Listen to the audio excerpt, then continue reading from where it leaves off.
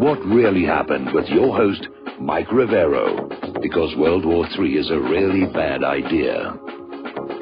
Here is your host, Michael Rivero. And aloha, America. Welcome back to our show. Hour number 2. The phone lines are open, 800-313-9443.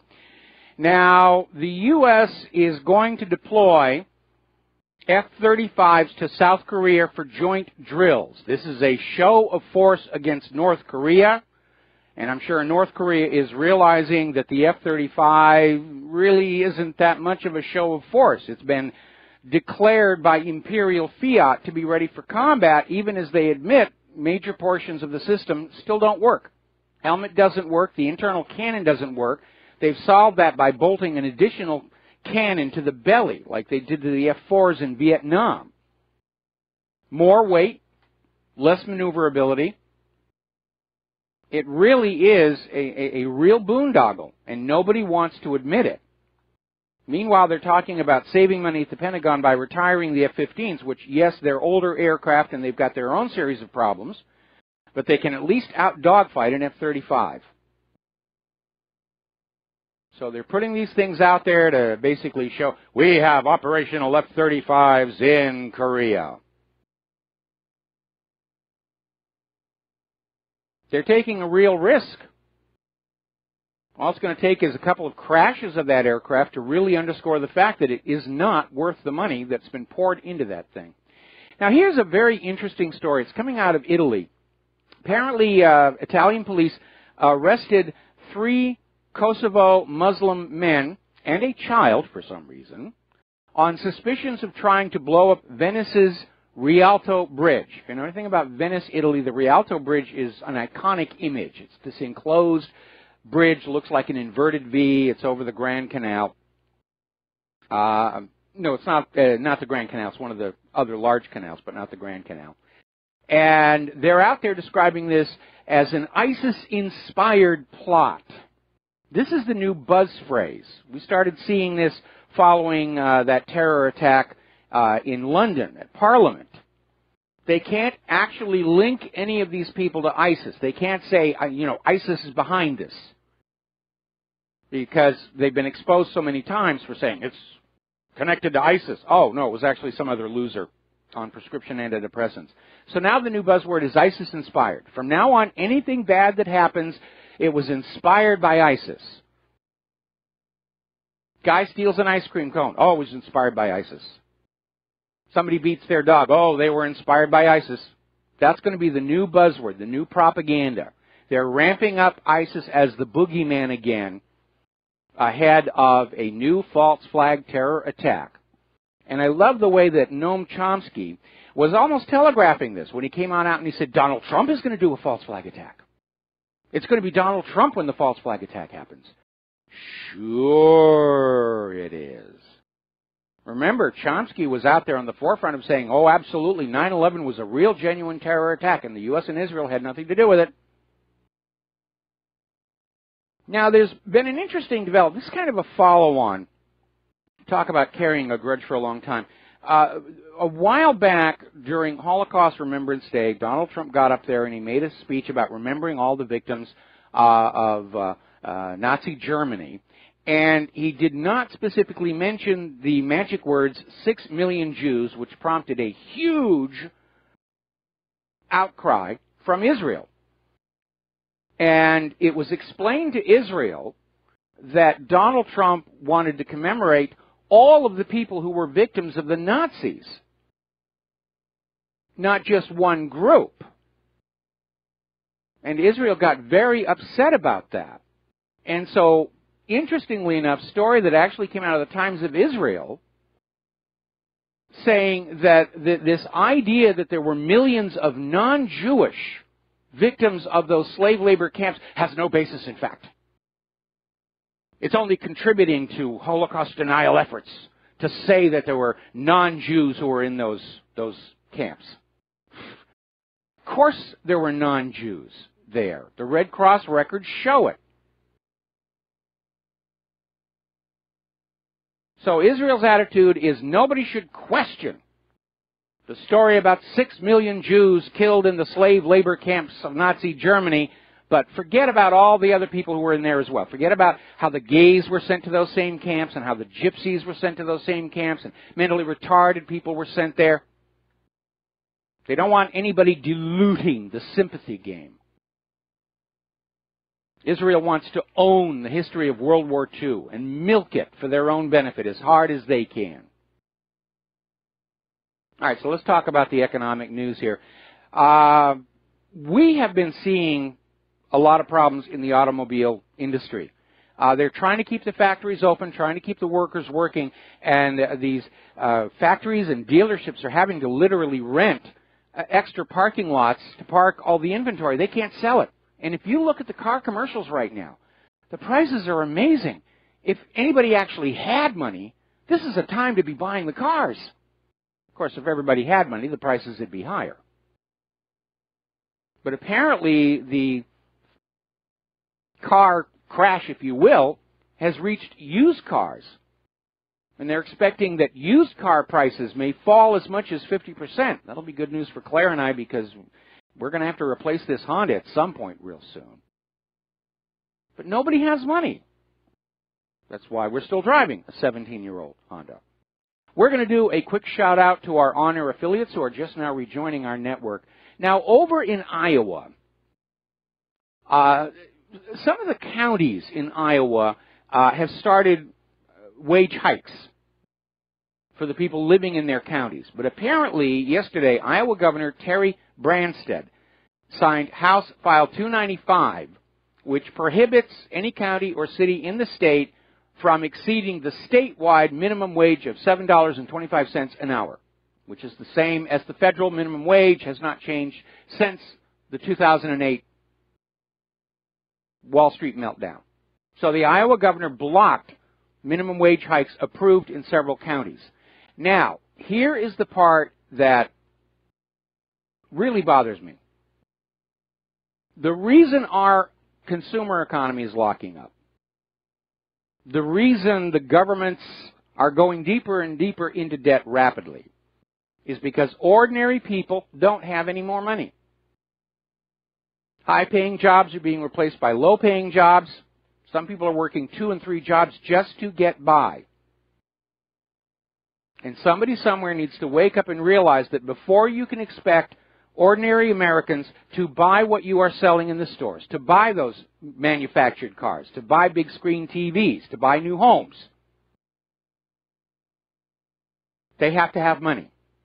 They have to be able to trade their labor for decent wages and salaries. Before the American people can be expected to pay higher taxes, like carbon taxes, they have to have an economy that allows them to trade their labor for decent wages and salaries. Everybody who's trying to keep wages and salaries down are effectively slitting their own throat over the long term. And I find it amazing that nobody seems able to grasp this very simple concept. Somehow, money has to be recycled down from the top of that pyramid where it is intensely concentrated right now, and it has to be brought back down to the bottom as decent wages and salaries for the American people. Following the 2008 mortgage-backed security meltdown, everything the U.S. government did was absolutely the wrong thing for the economy as a whole. It was great for Wall Street and great for all those members of Congress whose stock portfolios include stock from those Wall Street firms. But it was bad for the nation.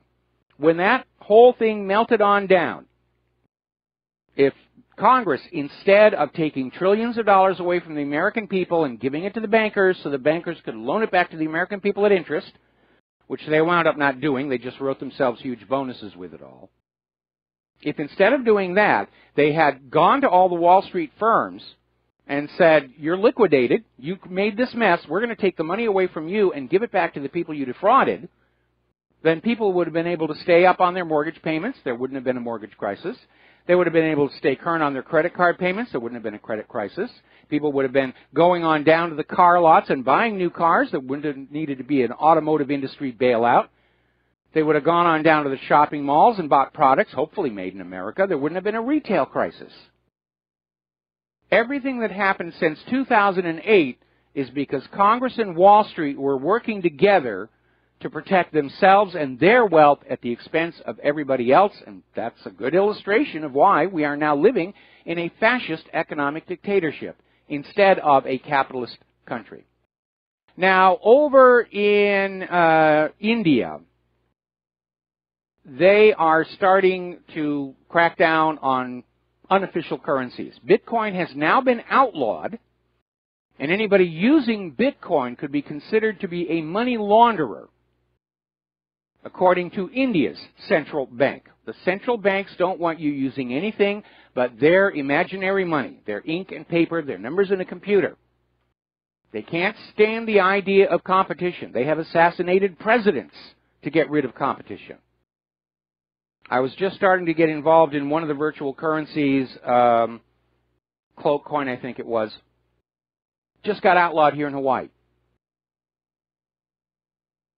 They don't want competition. They don't want another form of medium of exchange that is not borrowed from them at interest. Don't want the slaves escaping. Don't want people coming up with their own money and their own currency. They want you dependent on that bank and having to borrow all currency at interest, which, by the way, was a primary cause of the American Revolution. You need to keep that in mind. Now, we've been talking about the CIA gun and drug running operations, Arkansas in the 1980s, heroin coming back from Vietnam, heroin coming back from Afghanistan today. Ron Paul has actually come on out and spoken on this, and he says, we know that the CIA is raising money in the drug industry when they want to run these secret wars. The American people need to wake up so this nonsense will stop. And yes, the American people need to wake up and realize that the biggest drug smuggler in the country is the country, and the war on drugs is really the war on the competition's drugs. Right now, the United States of America accounts for consumption of 80% of all the world's opium, between prescription opiates, which have become a huge problem, and the illegal opiates on the street, which have always been a problem, because it's highly addictive. We've become a very drugged-out society. We are the highest per capita users of legal drugs, prescription drugs. 1 out of every 4 Americans is on some form of prescription antidepressant. We know that those antidepressants lead to aberrant behavior in a significant portion of the patients. We're drugging ourselves into insanity and craziness. Domestic violence is up. Police brutality is up. Poor decision-making in Washington is up. It may be linked to the overuse of these mind-bending chemicals. But it's okay because a doctor wrote the note for it and a pharmacist sold it to you. So it must be okay, right? They would never sell anything harmful to you. I think it may be a bigger problem even than the vaccines. Now then, interesting little story over at Drexel University. Professor George Chicharrillo Maher has been coming out with all these tweets and comments promoting violence and fatality toward white people, going all the way back to Christmas Eve. He tweeted, "All I want for Christmas is white genocide." And he's out there saying white is not really a race. And he still has his job. The university has said, well, yes, what he's saying is reprehensible, but we support the principle of the right to freedom of speech as long as you're not criticizing Israel. If you had a professor who was calling for a genocide on the black people, or on Hispanics, or on Muslims, or on the Jews, what do you think the reaction would be? When did it become socially acceptable to discriminate against white people? And isn't discrimination and racism wrong, no matter what direction it's going in? You don't cure racism by being racist. You don't end discrimination by being discriminatory.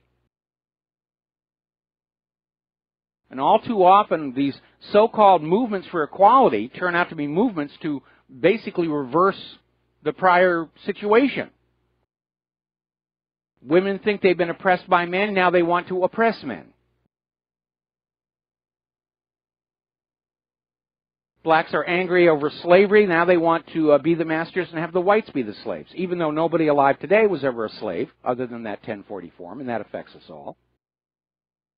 Nobody alive today is a slave owner, other than the private central bank.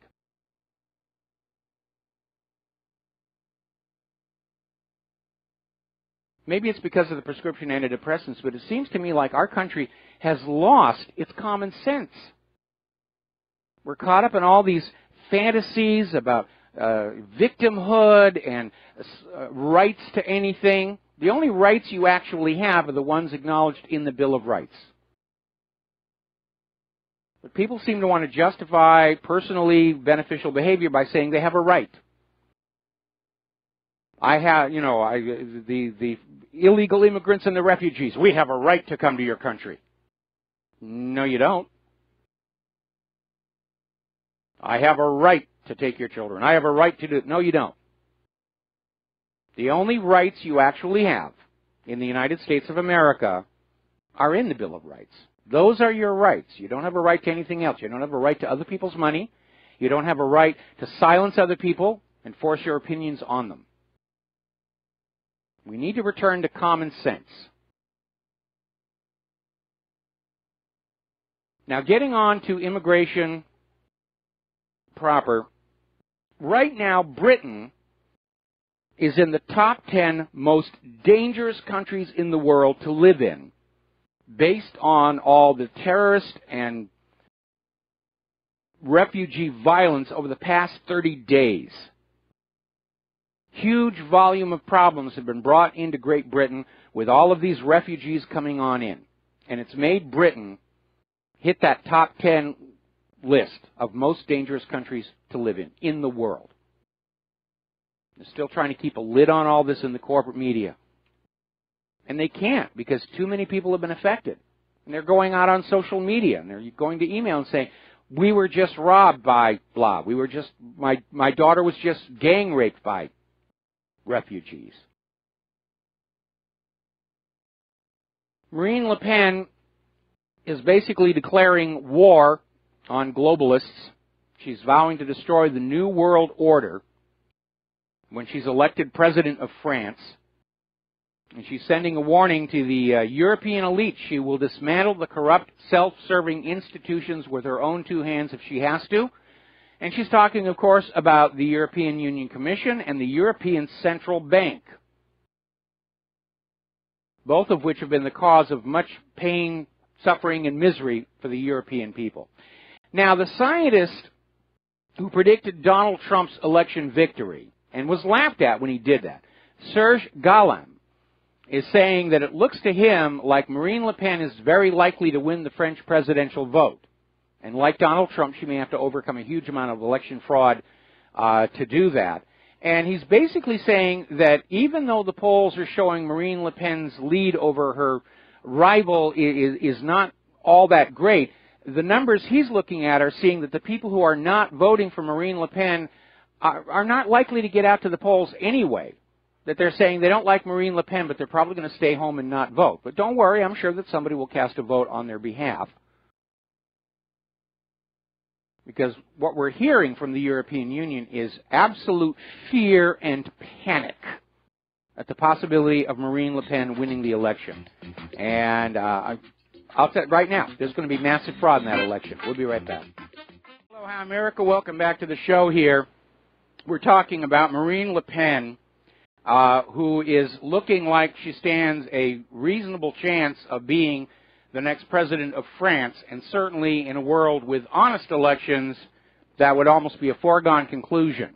But she has tremendous forces arranged against her, And a good illustration of this is the story that's coming out of the Express in Great Britain. Marine Le Pen will kill off the European Union. Officials warn we can't survive a Frexit. And apparently up in Brussels they're saying basically if she wins the election, it's the beginning of the end of the European Union. And they're not going to let that happen. They've all gotten very rich and powerful off the EU scam, serving the globalist vision. And we've already seen evidence of massive election fraud against sovereignty, nationalist, populist candidates. The British police are now saying Nigel Farage lost his election due to massive election fraud. We saw massive election fraud in the first Scottish independence referendum. There was massive election fraud during the Brexit vote, but not enough to defeat it. Just like we saw massive election fraud in this country, but not enough to defeat Donald Trump. There are indications that Norway's recent election was rigged. There was that surprise come from behind victory for Angela Merkel in the first round of their elections up there in Germany. Brussels is not going to let Marine Le Pen win if they can do anything about it. And that's why I am predicting we're going to see massive election fraud in France to try and keep her out. Because the globalists don't believe in democracy. They don't believe in will of the people. They believe in wealth and unlimited power for themselves. And anything that gets them that is perfectly okay. Now imagine a global government populated with people with that mindset. And you'll understand what's at risk. So if you are in France, or you know people in France, and they're supporting Marine Le Pen, you tell them they've got to get out and vote. A slim margin for Marine Le Pen will not be enough. She needs a landslide to overcome the election fraud. And I still think Donald Trump had a landslide result last year that's been concealed. Now, at the moment, there are more than 1 million migrants waiting to cross the Mediterranean into Europe. They're in the pipeline, so to speak, in Libya. And Joseph Walker Cousins, who's the former head of the British Embassy office in Benghazi, said that refugees are massing in the war-torn country.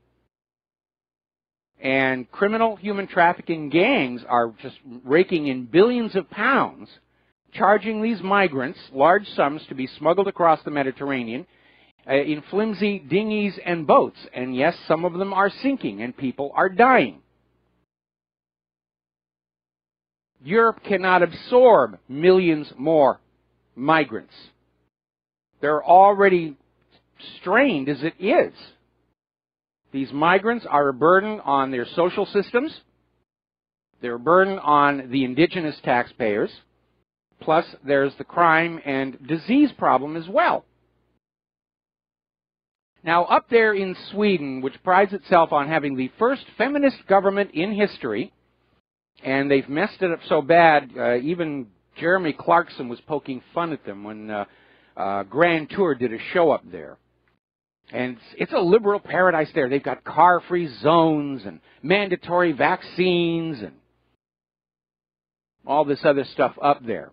And, of course, being liberals, they believed in the open borders policy. And they worked to conceal the fact that it has brought with it a huge rape crisis. But the rape crisis in Sweden, brought in by the open borders policy, is now so bad, these Swedish feminists are out there screaming, we've got a rape crisis, we've got a rape crisis. And they're actually starting to leave the urban centers because of the high risk there. So the first feminist government, we've got to take a break for commercials, we'll be right back. And aloha America, welcome back to the show. We're talking about immigration, refugees, and so forth, and we were talking about this story where Sweden prides itself on having the world's first feminist government. And, of course, they've been going along with this liberal, globalist, open borders policy and has led to Sweden being effectively the rape capital of the world. And so the first feminist government of the world threw open the door to migrants, and now they're screaming they no longer feel safe. They're being assaulted and harassed and raped, and how could this possibly happen? And as will always be the case when it comes to liberals, they will never admit they made a mistake. It'll be somebody else's fault. Our policy is perfect. You messed it up. You did something wrong over here. Okay, let's see. We're going to take a phone call. John in Arizona, aloha. Welcome to the show. What's on your mind? Hey, aloha, Mike. How you doing? Doing fine. Good to hear, man. Hey, I'm so sick of this. They're using all this depleted uranium on the Iraqis and the Yemenis. And, I'm being cornered to take all these drugs. My girlfriend's being cornered to take all these drugs. I mean, these chemical cartels are out of control.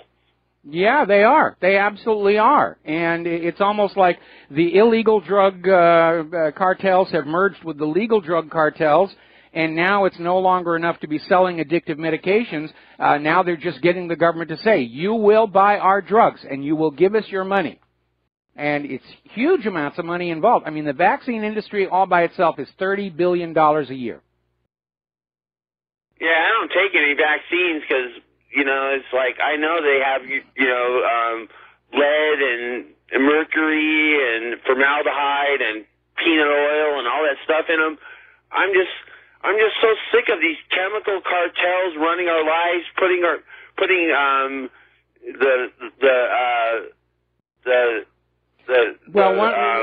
one of the thinkings there, because we're still finding out what's actually in the vaccines, and some of it's very unpleasant.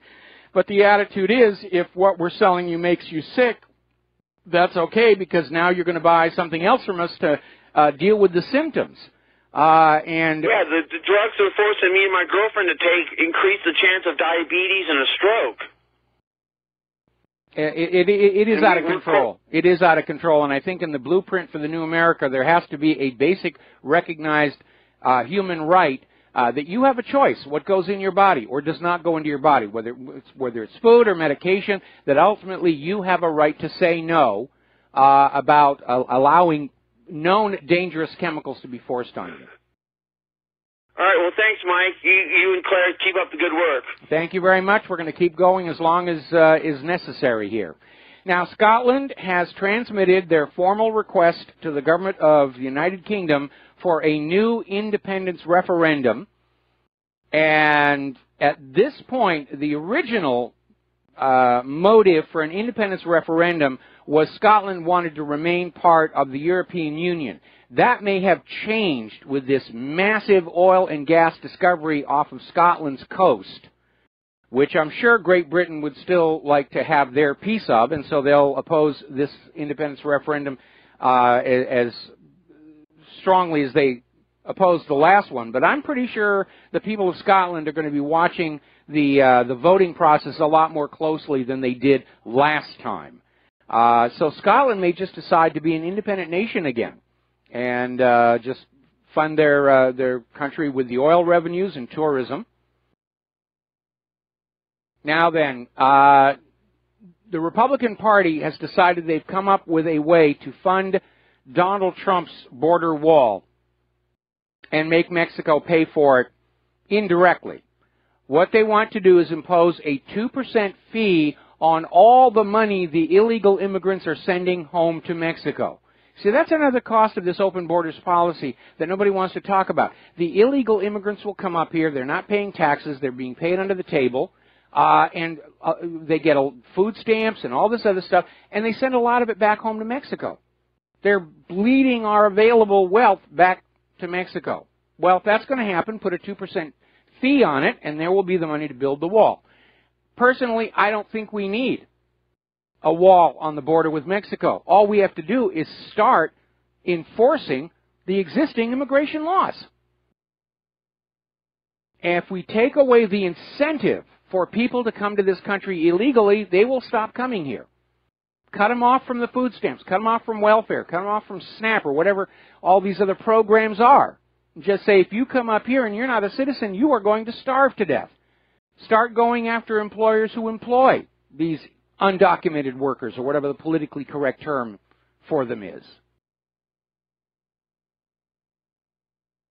Now, Texas Governor Greg Abbott has announced he will jail any sheriff who refuses to comply with Donald Trump's No Sanctuary Cities policy, and apparently they're putting some teeth into that because Austin, Texas has just been raided by Immigration Customs Enforcement. They've arrested at least 50 illegal immigrants. So it's starting. All right, we're going to grab ourselves a phone call. Sherry in Texas, aloha. Welcome to the show. What's on your mind? I'm going to hi, Mike. I'm going to back up a little bit. It's about the drug thing. I remember a while back, mainstream media was talking about how we've got to do something about mental health as a solution for gun violence. You know, we've got to understand mental health better. And I got to thinking, you know, all that means is that more dangerous drugs will get out there and find new patients. You know, if they're approaching it from a mental health standpoint, then more drugs are going to be there to treat the mental health patients, and that could make gun violence worse. It will. Really, it will. I mean, yeah. Look at all these mass shooters that the gun grabbers are wagging at us to attack the Second Amendment, and they're all either on or withdrawing from these dangerous prescription antidepressants. Obviously, right. You know, approaching gun violence from a mental health perspective is making matters worse, not better. Yes, that's exactly what I'm saying. Step one is to ban the dangerous drugs like they do in Europe. Step two is to address the mental health and find a safe way to treat the anxiety and depression. And then step three is to see where we stand on the gun issue clearly and really attack it without this other stuff in the way, because it's just, we'll never get around to understanding if, you know, how to balance and have the right gun laws until we get the drugs and the mental health issue out of the way. Well, I mean, most of the anxiety and depression and repressed rage in the American people is coming from the abuse of government and bankers. If they were to back off, we'd all calm down and be absolutely zen-like calm and tranquil and peaceful.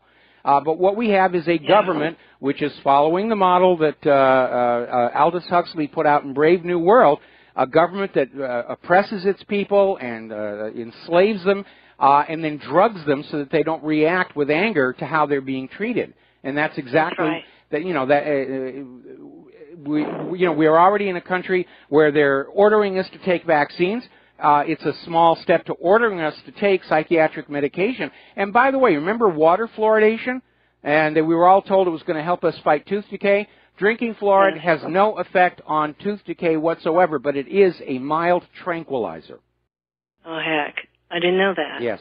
That's interesting. Well, thank you, Mike. All right, thank you. And I agree with you on the gun rights issue. Obviously, there are some people who should not be allowed to have guns, but I don't think banning all guns and traumatizing children to be afraid of guns is going to be the solution. And again, I came out of a very, very different world where we were taught gun safety, and guns were not mysterious objects. You know, the more you remove them, the more people are going to be fascinated with them because they're seeing them in movies and TV shows, and they think that's what guns are all about. And if they're taught the proper way of safely handling a gun and target shooting and hunting for food, you're going to see those problems go away. We had an open gun culture in the town I grew up in. Everybody had a gun. We took them to school, put them in the cloakroom, chased critters out of the farm fields on the way home. We never had mass shootings or anything like that. It just didn't happen. Anyway, listen, Sherry, going to let you go. I'm going to take another call here. Gaither in Oklahoma, aloha. Welcome to the show. What's on your mind? Hey, it's Gaither in Oklahoma. Gaither, I'm sorry. Sorry. I went down. It's all right. I went down to the hospital to drop off just some clothes for my daughter-in-law, and there was no place to park, so I parked by the helipad. And I didn't know what to do, and it was a bad parking spot, so I just reached the glove box. There was an old script in it for my wife, some bolstering or something. So I put it underneath the windshield wiper blade. I ran in the hospital. I come out, and a security guard standing by my car looking at the prescription. I go, well, every time I park here, they give me another prescription. He just looked at me, and I got in the car, drove off. And it was pretty funny. That is funny. It blew his mind. It was like, wow. That is funny. Anyway, it's a funny story. All right, thanks, Mike. Just something to laugh at. All right, well, thank you very much, and that's definitely a good way to get out of trouble. Last time I got pulled over by a traffic cop, and he come up and said, "You know why I pulled you over?" And I look at him and I say, "Because I'm black." You see a black man driving a fine, expensive car like this, and you just assume something has to be wrong, and that's profiling. And he started laughing, and he waved me off. Anyway, getting on back to more serious things here. Another WikiLeaks dump out there. This one is revealing another program by the CIA. It's called Marble. And apparently Marble is another program in which the CIA disguises their hacking tools as Russian, Chinese, even Arabic. And so from this point forward, you cannot trust anybody in the media who says, we know that Russia or China or Iran has hacked into these computers, because, hey, it could very easily be the CIA pretending to be them, to try and build a case to lead to war. I'm not buying this idea that North Korea is hacking our computers. That's probably another one of these CIA programs. All right, we're going to take another phone call. Rick in Nevada, aloha. Welcome to the show. What's on your mind? Hey, Mike, this sending of the feds into Austin to deal with the sheriff there for providing sanctuary to refugee or illegal aliens, that's a bad precedent, and it could lead to a constitutional crisis if the people of Texas have the backbone to stand up to the feds. Well, wait a minute. I'm sorry, but the sheriff is in violation of Title VIII. And the state's governor is saying he should go to jail. And let the people of Texas deal with it, though, not the feds. You know. Well, the governor of the state says, yeah, he's going to throw him in jail. Well, okay. If it's the governor of Texas acting on his own, great, but I don't want to see this precedent of... Well, if you have the state authorities refusing to enforce the law, then obviously the federal government does have to step on in. We're going to let you go here and get on back because I'm running out of time. We're coming up on the top of the hour and our clarification here. Now, apparently, if you are a software developer, user, open source kind of fan here, and for those of you on BAM user, I've got my little Pi set up here with a workstation. I'm having a lot of fun with that thing. Apparently, GitHub has been targeted by hackers, and it goes back to January. It's a very sophisticated piece of malware called Dimny, and it's got modules that do all kinds of different things. In fact, it's being described as a cyber weapon. It doesn't look like something that was written by an individual. It looks like something that was developed by an organized programming team, and it's very hard to find, very hard to remove, and it's been infecting developers who are putting their software up on GitHub.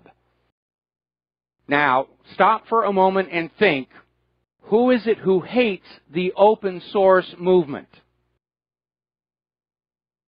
Well, obviously, corporations that want you to buy their software and use it, and obviously the NSA and the CIA, who understand that if you are using open source software that you compile yourself, that you can make sure that it doesn't have their little back doors in there.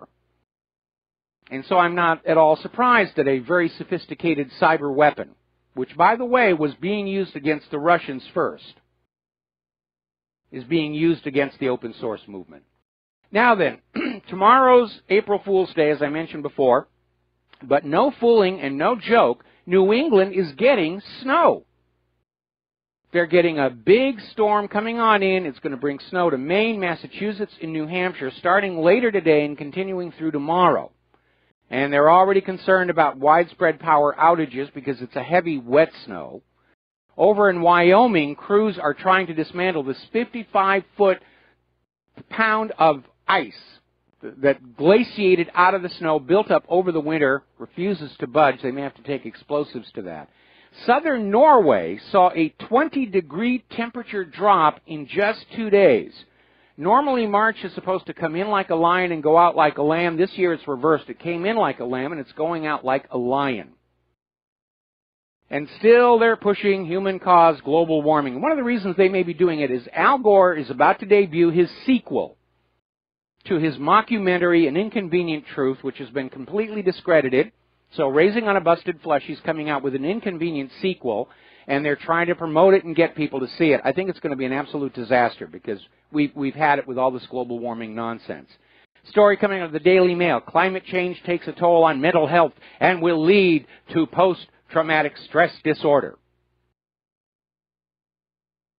So it's not what you experienced in the war zones that's messed up your head. It's just global warming here. Al Gore is now out there saying that global warming was the principal cause of the Syrian war, redefining the phrase out of touch, because the principal cause of the Syrian war is the U.S. wishing to replace Bashar al-Assad. But Al Gore's out there hawking his new sequel, and I don't expect anybody's going to pay attention this time. Apparently, something that is not being reported in the corporate media, shale oil production is suffering a massive decline at the moment. In other words, the fracking industry is not producing the payoff that was promised for all the leaking methane and toxic fracking fluid and all the other problems that they've created. It's just not there. And talk about a failed policy and a failed plan. They never got the volume of gas and oil out of the fracking wells that they thought they were going to. And apparently the rates of return are even dropping even more. And it's causing earthquakes all over the fracking states, especially Oklahoma. The quake that cracked the Washington Monument was thought to be caused by fracking. Badly thought out policy. Got to take a break for commercials. We'll be right back. And aloha America, welcome back to our show here. And apparently the CDC has now come out with a document that is revealing more about what's inside vaccine excipients, is the word they like to use, including African green monkey kidney cells and fibroblast cells from aborted human fetuses. Ooh, yummy. I just can't wait to have that in my arm here. Now, speaking of the antidepressants, a story coming out of Natural News, apparently there was a really bad reaction to an antidepressant drug. This woman was on them, and she suffered hallucinations in which she thought she had killed her own children. It's amazing. Now, we were talking about the drugging of America, opiates, prescription antidepressants, along with all of this feminization issues and confusion and transgenderism. And I was wondering how much of this is really from birth, how much of it is socialized behavior, you should want to be a woman or whatever, and there may be a chemical component. And there's an article that came out of Green Med Info talking about the toxic chemicals that turn boys into girls. Because there's a lot of chemicals out there that start messing with the basic chemistry of your body. And a lot of that is tied in with your gender.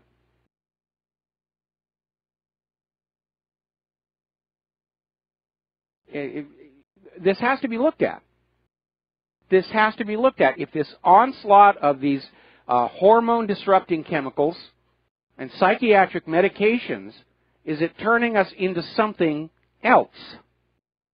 We're going to take a phone call. Boise from Michigan. Aloha. Welcome to the show. What's on your mind? Hi, Mike. How you doing today? I'm doing fine. What's on your mind? Great. And what's on my mind is, let's say day one, they shoot, North Korea shoots a missile over the United States, and the bomb blows up. What happens on day two? North Korea disappears. Day 2 is like, I'm sorry? Day 2, North Korea disappears. Exactly. So why, we've got submarines and that can blow missiles off 24 hours a day, 7 days a week. I just don't know where all the fear's coming from here. I just don't understand, this big fear-monger thing. That you hit it right the second time. It isn't fear, it's fear-mongering. And what you need to remember is my parents' generation forked over $5 trillion, and back then $1 trillion was really a lot of money, to build America's nuclear deterrent. All the missile-carrying submarines, the bombers, the silos all over the Midwest, with the idea that nobody dared attack us. Okay? Now, if that deterrent worked, if it was worth the $5 trillion, then we have nothing to fear from North Korea or Iran or Iraq or anybody else. If it didn't work, then we got scammed again, and we are owed a refund for all that money that went into those holes in the ground. Anyway, boys, And that's a hit. I got to let you go. We got to take station break. We're going to close the phone lines for the lovely Lady Claire. And apologies to those who were waiting and didn't get on. We'll be right back.